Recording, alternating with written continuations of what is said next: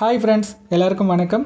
So இன்றைக்கி இந்த வீடியோவில் எதை பற்றி பார்க்க போகிறோம் அப்படின்னு பார்த்தீங்கன்னா, ஒரு பொருட் பன்மொழி அப்படிங்கிற தலைப்பை பேஸ் பண்ணி ஸ்கூல் புக்கில் இருக்கக்கூடிய ஒட்டுமொத்த சொற்களையும் தொகுத்து ஒரே வீடியோவில் பார்க்க போகிறோம். சரி, வாங்க வீடியோக்குள்ள போகலாம். இப்போ முதல் சொல் பாருங்கள், உயர்ந்தோங்குன்னு கொடுத்துருக்காங்க. உயர்ந்தோங்கு அப்படிங்கிறத உயர்ந்து ஓங்குன்னு பிரிக்கலாமா? ஸோ இது ரெண்டுமே காமனாக உயரம் அப்படிங்கிற விஷயத்தை குறிக்குது. இப்போ அடுத்த சொல் பாருங்கள், பூம்போதுன்னு கொடுத்துருக்காங்க. இதை பார்த்ததும் எல்லோரும் கன்ஃபியூஸ் ஆகிடுவீங்க. பூம்போது அப்படிங்கிறத பூ போதுன்னு பிரிக்கலாம். பூ அப்படிங்கிறது மலரை குறிக்குது, இது எல்லாருக்கும் தெரியும். போது அப்படிங்கிறதும் மலரை தான் குறிக்குது. அப்போ ரெண்டுமே மலர் அப்படிங்கிற காமனான பொருள் வருது. அடுத்து கேளர் பன்றி, இதை கேளல் பன்றின்னு பிரிக்கலாம். ஸோ இது ரெண்டுமே காமனாக பன்றி அப்படிங்கிற விஷயத்த குறிக்குது. அடுத்து குழி தாழ்ந்துன்னு கொடுத்துருக்காங்க. ஸோ இதை எப்படி பிரிக்கலாம்? குழி தாழ்ந்துன்னு பிரிக்கலாம். ஸோ குழினாலும் பள்ளம் தான், தாழ்ந்துனாலும் பள்ளம் தான். ஸோ ரெண்டுமே பள்ளம் அப்படிங்கிற விஷயத்த குறிக்குது. அடுத்து நடுமையம் கொடுத்துருக்காங்க. இதை நடு மையம்னு பிரிக்கலாம். ஸோ ரெண்டுமே சென்டர் அப்படிங்கிற விஷயத்தை தானே குறிக்குது. ஸோ ரெண்டுமே மையம் அப்படிங்கிற விஷயத்தை குறிக்குது. அடுத்து பிறை கூன்னு வச்சுக்கிறாங்க. ஸோ இதை எப்படி பிரிக்கலாம்? பிறைன்னு பிரிக்கலாம், கூன்னு பிரிக்கலாம். கூன் எல்லாருக்கும் தெரியும், கூன் விழுந்திருக்குன்னு சொல்லுவாங்கள்ல, வளைஞ்சிருக்குன்னு அர்த்தம். அப்போ கூன்னா வளைவுன்னு அர்த்தம், பிறைனா வளைவுன்னு ஒரு பொருள் இருக்குது. ஸோ அதையும் நோட் பண்ணி வச்சுக்கோங்க, இதை கண்டிப்பாக கேட்பாங்க. பிறை கூன் எழுதி வச்சுக்கோங்க. இப்போ அடுத்து பாருங்கள், ஒரு தனின்னு கொடுத்துருக்காங்க. இதை ஒரு தனின்னு பிரிக்கலாம். ஒருத்த மட்டும் இருந்தானா அவன் தனியாக இருக்கான்னு அர்த்தம். அப்போ ஒருங்கிறதும் தனியாக அப்படிங்கிற பொருளை தான் குறிக்குது. சரிங்களா? இப்போ அடுத்து பாருங்கள், என்ன கொடுத்துருக்காங்க? வல்விரைந்துன்னு கொடுத்துருக்காங்க. இது கண்டிப்பாக கேட்பாங்க, இதை நோட் பண்ணி வச்சுக்கோங்க. வல்விரைந்து, இதை வல் விரைந்துன்னு பிரிக்கலாம். வல் அப்படின்னா வேகமாகன்னு அர்த்தம், விரைந்துனா வேகமாக தான், அது எல்லாருக்கும் தெரியும். அப்போ ரெண்டுமே ஒரே பொருளை குறிக்குது. இது ஒரு பொருள் பன்மொழி தான். அடுத்து பாருங்கள், சொற்பதம் கொடுத்துருக்காங்க. இது சொல்லு பதம்னு பிரிக்கலாம். சொல்னா சொல்லு தான், பதம்னா சொல்லுன்னு ஒரு அர்த்தம் இருக்குது. சரிங்களா? அப்போ ரெண்டுமே ஒரு பொருளை தான் குறிக்குது. அடுத்து மெய் யாக்கைன்னு கொடுத்துருக்காங்க. மெய்னா உடம்பு, யாக்கைனாலும் உடம்பு தான். ஸோ ரெண்டுமே ஒரே விஷயத்தை தான் குறிக்குது. அப்போ உடம்புன்னு வரும். சரிங்களா? இப்போ அடுத்து பாருங்கள், பன் இசைன்னு கொடுத்துருக்காங்க. பன் இசைன்னு பிரிக்கலாம். பண்ணுங்கிறதும் இசையை தான் குறிக்குது. சரிங்களா? இதுவும் ஒரு பொருள் பன்மொழி சொல் தான். அடுத்து பாருங்கள், மீமிசை ஞாயிறுன்னு கொடுத்துருக்காங்க. இதை இந்த மீமிசை மட்டும் எடுத்துக்கிறேன். மீமிசை, மீனா என்ன அர்த்தம் அப்படின்னு பார்த்தீங்கன்னா மேலேன்னு அர்த்தம். மிசைனாலும் மேலேன்னு தான் அர்த்தம். இந்த மீமிசைங்கிறது ப்ரீவியஸ் கொஸ்டின், அதனால் நோட் பண்ணி வச்சுக்கோங்க. மீமிசை அப்படின்னா மேலே மேலே. ஓகேவா? அப்போ இதுவும் ஒரு பொருள் பன்மொழி தான். அடுத்து தத்தை கிளின்னு கொடுத்துருக்காங்க. ஸோ இதுதான், இந்த மாதிரி வார்த்தைகள் தான் குழப்பம். தத்தை அப்படின்னா கிளிக்கு இன்னொரு பேர் தத்தைன்னு ஒரு பேர் இருக்குது. தத்தைங்கிறதும் கிளியை தான் குறிக்குது, கிளினாலும் கிளி தான். சரிங்களா? இப்போ அடுத்து பாருங்கள், என்ன கொடுத்துருக்காங்க? முன்னீர் பறவைன்னு கொடுத்துருக்காங்க. முன்னீர் அப்படின்னா மூணு பக்கமும் நீர் சேரக்கூடிய இடம், கடலை குறிக்குது. பறவை அப்படின்னாலும் கடல் தான். இந்த வரணும், அதை நோட் பண்ணி வச்சுக்கோங்க, மாற்றி போட்டிருப்பாங்க. முன்னீர் பறவை அப்படின்னா ரெண்டுமே கடலை தான் குறிக்குது. ஸோ இதுவும் ஒரு பொருள் பன்மொழி சொல் தான். அதுக்கப்புறம் இளஞ்சிறுன்னு கொடுத்துருக்காங்க.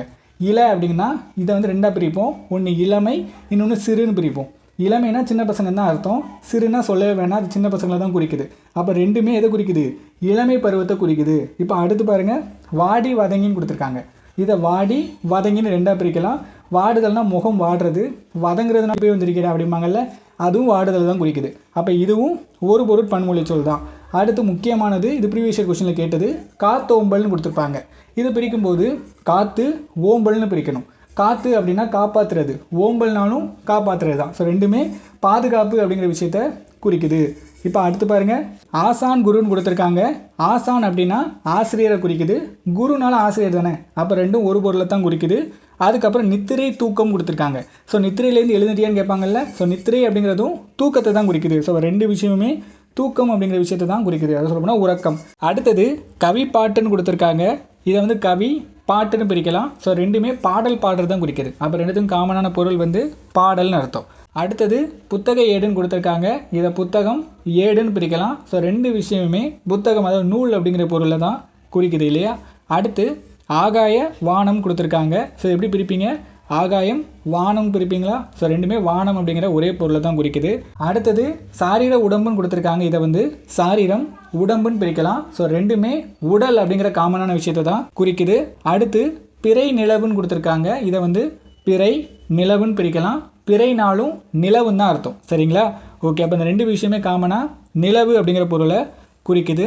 அடுத்து கணை அம்புன்னு கொடுத்துருக்காங்க. நம்ம படங்கள்லாம் சொல்லுவாங்கள்ல, டே கணையை தொடும்பாங்க, அப்போனா என்ன அர்த்தம்?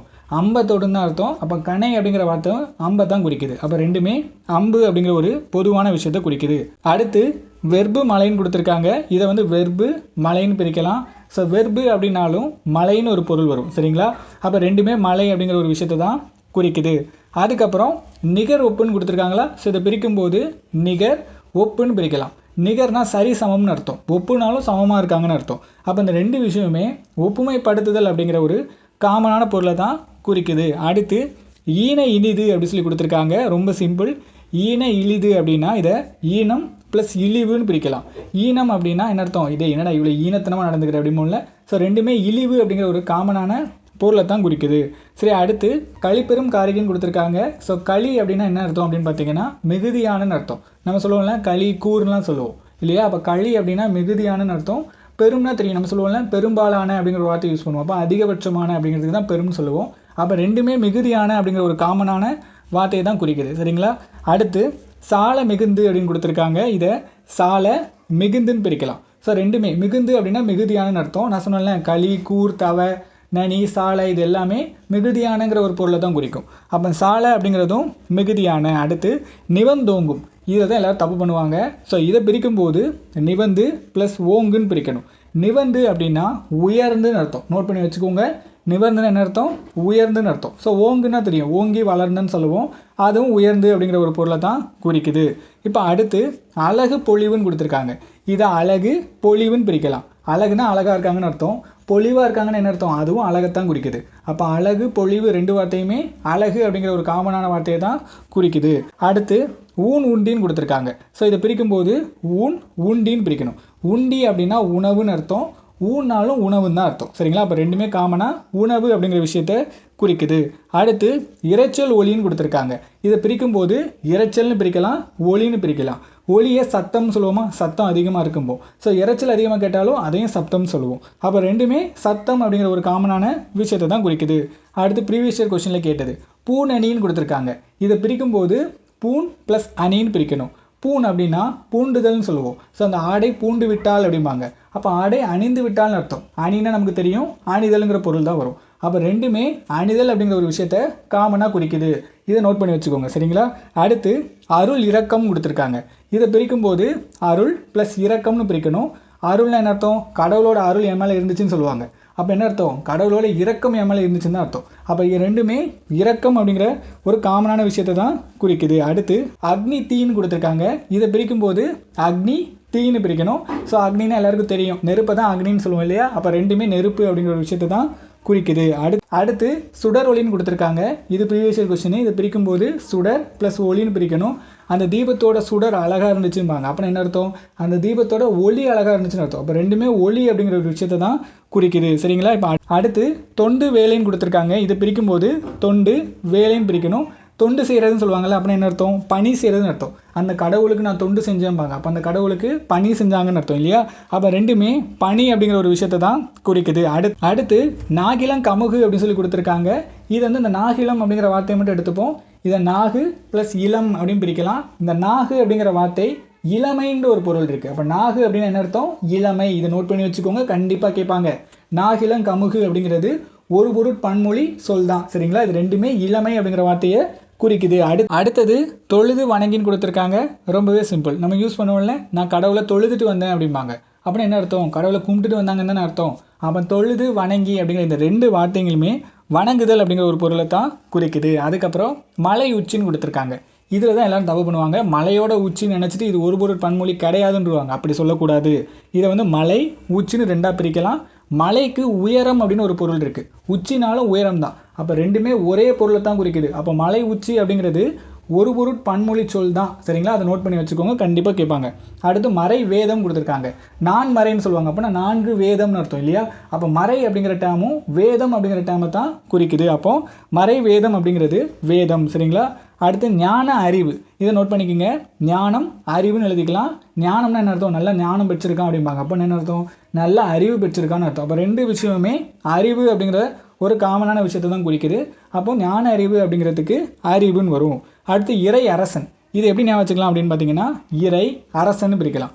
இறைவன் அப்படின்னா அதாவது கடவுளை அரசனுக்கு இணையாக சொல்லுவாங்க. அதனால தான் அவர் பேரே இறைவன்போ. அப்போ இறை அப்படின்னாலும் அரசனை தான் குறிக்குது. சரிங்களா? இப்போ அடுத்து கால் அடி.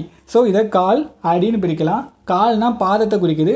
அதேமாதிரி அடினாலும் பாதத்தை தான் குறிக்குது. அப்போ ரெண்டுமே ஒரு பொருளை தான் தருது. இதெல்லாம் நோட் பண்ணி வச்சுக்கணும். இதெல்லாம் பார்க்க சிம்பிளாக இருக்குமே இருக்கும், எக்ஸாமில் தப்பு பண்ணிடுவீங்க. சரிங்களா? அடுத்து நூல் பணுவல்னு கொடுத்துருக்காங்க. இதை நூல் பணுவல்னு பிரிக்கலாம். ஸோ இந்த பணுவல் மட்டும் நோட் பண்ணிக்கோங்க. பணுவல்னாலும் நூல் தான் பொருள். அப்போ ரெண்டுமே நூல் அப்படிங்கிற ஒரு விஷயத்தை தான் குறிக்குது. அடுத்து சமுத்திர பறவைன்னு கொடுத்துருக்காங்க. இதை சமுத்திரம் பறவைன்னு எழுதிக்கலாம். எந்த ரே இருக்குன்னு பார்த்துக்குங்க. இந்த ரே இருந்துச்சுன்னா கடல்னு அர்த்தம். சமுத்திரம்னு நமக்கு தெரியும், கடலை தான் குறிக்குது. அப்போ ரெண்டு விஷயமே காமனாக கடல் அப்படிங்கிற விஷயத்த குறிக்குது. அடுத்து குழி தாழ்ந்த கண்ணுன்னு கொடுத்துருக்காங்க. நான் குழி தாழ்ந்தன்னு பிரிக்கிறேன். ஸோ இந்த குழி அப்படின்னா பள்ளத்தை குறிக்குது, தாழ்ந்தனாலும் பள்ளத்தை தான் குறிக்குது. அப்போ ரெண்டுமே ஒரு பொருளை தான் தருது. அடுத்தது ஒரு தனின்னு கொடுத்துருக்காங்களா? ஸோ ஒருத்த மட்டும் அப்படின்னா தனியாக இருக்குன்னு தான் அர்த்தம் இல்லைங்களா? அதேமாதிரி தனினாலும் தனி தான். அப்போ ஒரு தனி ரெண்டுத்துக்குமே தனியாக அப்படிங்கிறது தான் பொருள். சரியா?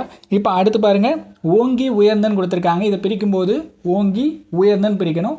ஓங்கி அப்படின்னா ஓங்கி வளர்ந்த மரம் அப்படிம்பாங்க. அப்போ உயர்ந்து வளர்ந்த மரம் தான் அர்த்தம். அப்போ ஓங்கி அப்படின்னாலும் உயர்ந்து அப்படிங்கிறது தான் பொருள். சரியா? அப்போ ரெண்டு விஷயமே காமனாக உயரம் அப்படிங்கிற விஷயத்தை தான் குறிக்குது. அடுத்தது பாருங்கள், ரொம்பவே முக்கியமான ஒன்று, களிற்றொருத்தல்னு கொடுத்துருக்காங்க. இங்கே களிறு அப்படின்னா யானையை குறிக்குது. அதே மாதிரி இந்த ஒருத்தல் அப்படின்னாலும் யானையை தான் குறிக்குது. இது கேட்கும்போது கன்ஃபியூஸ் ஆயிடுவீங்க. நல்லா ஞாபகம் வச்சுக்கோங்க. களிற்றொருத்தல் அப்படின்னா யானைன்னு அர்த்தம். அதுக்கப்புறம் கோவேந்தன் கொடுத்துருக்காங்க. கோன்னா அரசனை தான் குறிக்குது, வேந்தன்னாலும் அரசனை தான் குறிக்குது. கோன்னா அரசன், வேந்தன்னாலும் அரசன் தான். அப்போ கோவேந்தன் அப்படிங்கிற டேர்ம் வந்து அரசன் அப்படிங்கிற விஷயத்த குறிக்குது. அடுத்து கார் மேகம் கொடுத்துருக்காங்களா? கார் மலைன்னு சொல்லுவாங்கள்ல, கார்னாலும் மலையை தான், அதாவது மலை தரக்கூடிய மேகத்தை தான் குறிக்குது, மேகம்னாலும் மேகத்தை தான் குறிக்குது. அப்போ ரெண்டுமே ஒரே சொல்லத்தான் குறிக்குது. ஓகேவா? ஸோ இந்த வீடியோ உங்கள் எல்லாருக்கும் பிடிச்சிருக்குன்னு நினைக்கிறேன். இதே மாதிரி நிறைய வீடியோ பார்க்குறதுக்கு மறக்காம நம்ம சேனலை சப்ஸ்கிரைப் பண்ணிடுங்க. தேங்க்யூ.